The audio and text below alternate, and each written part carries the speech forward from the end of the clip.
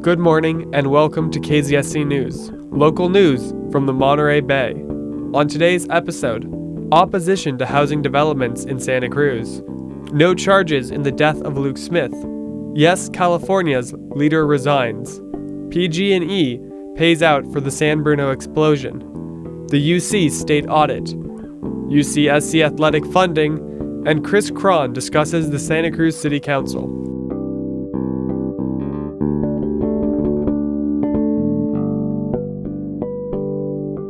On Sunday, April 23rd, residents of the Ocean Street Extension went to the Santa Cruz County Sheriff's Posse Meeting House to argue against the proposed 40-unit apartment project for land located next to the crematory at Santa Cruz Memorial Park. This would alter a previously approved general plan for 20 new single-family homes. Ellen Aldridge of the Ocean Street Extension Neighborhood Association is leading the effort to stop further development of these plans. She and about 50 other residents argue that this project would double the density of their street, which currently has 49 homes. They also argued that the development would inhibit access to Paradise Park in emergency situations like flooding and power outages in winter, and it would increase the already heavy traffic that occurs during a well-attended funeral at Santa Cruz Memorial.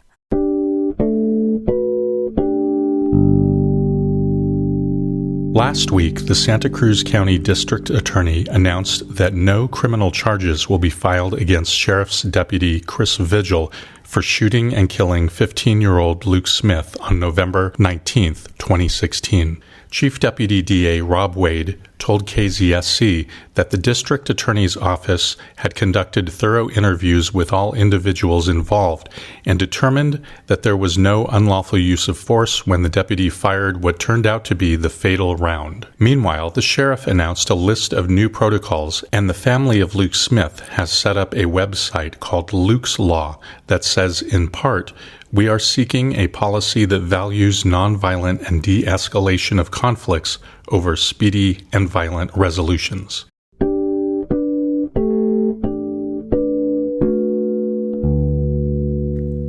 Last week, Louis Marinelli of the Yes California Independence Committee stepped down from his role as president of the group amidst questions regarding his ties to Russia. Marinelli, who authored the CalExit ballot initiative petition, wrote in a blog post on April 17th that he would be permanently moving to Russia and withdrawing the CalExit petition from circulation.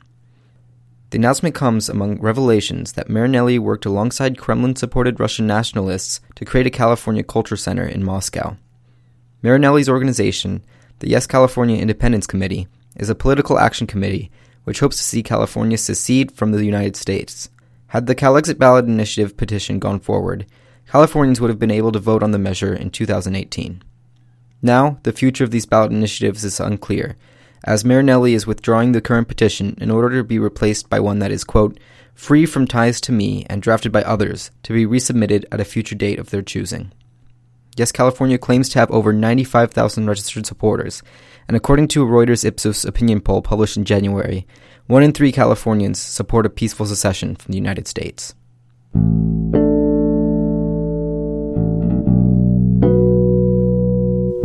A San Mateo court has okayed a $90 million settlement to be paid by PG&E to investors who say their investments were damaged after a San Bruno explosion in 2010, which killed 8 people and destroyed dozens of homes. A company spokesperson told the San Jose Mercury News that the company is not willing to discuss the settlement at this time. KZSC has also reached out to get word from the utility company on how they are approaching the decision, but they have not yet responded. Also in question is how the company plans to change the culture of operations and management at PG&E, which was also ordered earlier this year in a separate case which found the company guilty of 6 felonies. This new ruling and settlement requires PG&E to set up an independent council of outside observers to monitor that the culture at the company is changing to put safety at a higher priority than profit. A report on the San Bruno incident conducted by the National Transportation Safety Board concluded that the pipe which exploded would not have even met safety standards in place during 1956 when it was first installed, let alone 54 years later when it ruptured. This highlights the cozy relationship and revolving door that exists between utility companies and the agencies in charge of regulating them. PG&E was also ordered in the criminal trial to form an independent board to regulate whether the culture is being modified at the company in ways that would benefit the public's safety. PG&E currently maintains a virtual monopoly over the Bay Area energy market, including Santa Cruz County. Even in communities such as Marin, which have set up their own publicly run utility companies, PG&E charges them to use existing infrastructure.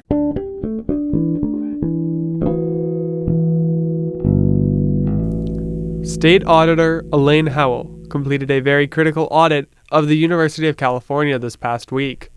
$175 million were found to have been hidden from the audit, and the university is alleged to have screened and altered confidential responses from campus administrators. Of the $175 million that were allegedly hidden, $32 million of them were from the campus assessment fees, money which is supposed to be directed to improving campus conditions through programs such as providing food for low-income students. UC President Janet Napolitano says the $175 million was kept aside for unexpected expenses and was not intentionally hidden from the audit. The other major findings of the audit were a 28% increase in administrative spending between the 2012-13 and 2015-16 fiscal years. This is revealed at the same time that the UC Regents are proposing a 2.5% tuition hike on students, and after the strike this January, when a variety of UC workers protested living off food stamps and in poverty, despite being full-time workers for the UC system.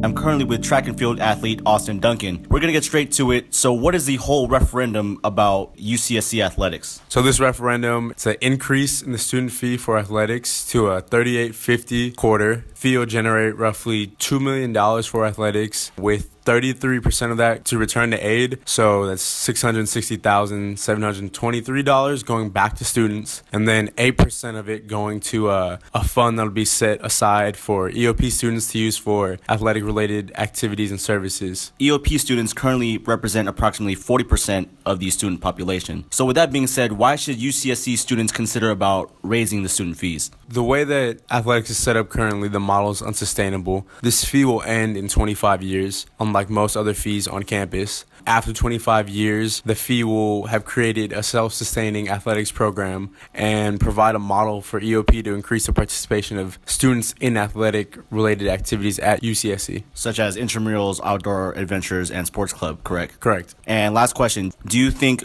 raising the student fees for athletics will increase student spirit and participation throughout the whole institution? With this increase in a fee also comes an increase in the participation and visibility that athletics will have on campus. Things like licensing, more activities going into games, making athletics a bigger part of the campus culture, and providing people with a space that goes beyond just individual colleges, because people will get a chance to support Sammy the Slug and UCSC.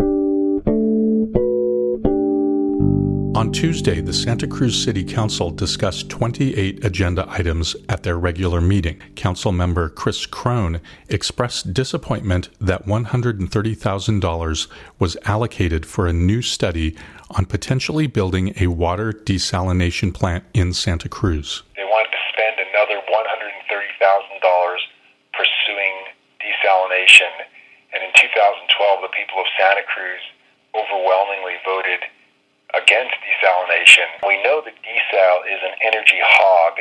It's incredibly energy intensive.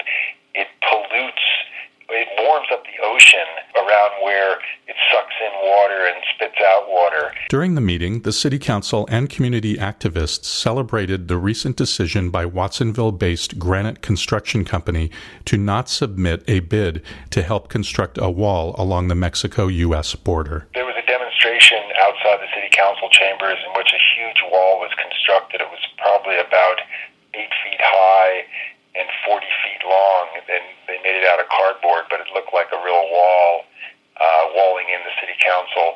There was probably a group of around 100 people gathered to denounce the wall, but also to sort of praise the fact that Granite Construction had early on, their CEO had said that they would help build the wall if asked to. They did not end up putting in a bid. There was a group of Native Americans around a drum, too, in there to support divestment from Wells Fargo, and that was quite stunning. And then we got into this controversy about what divestment means and what investment means, and you can't divest from something you're not invested in. And I thought it was a bit of a wordplay, but I think in the end we made a statement about where we want our money to go,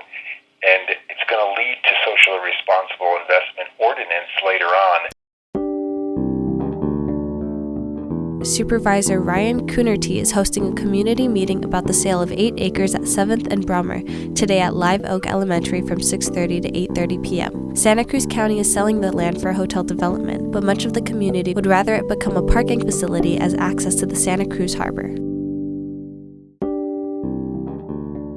Hey, this is Riz. I'm Maelin Rose. This is John Malkin. I'm Dylan Max Fabris. And I'm Ty Goering. Thanks for tuning in to KZSC News, local news from the Monterey Bay.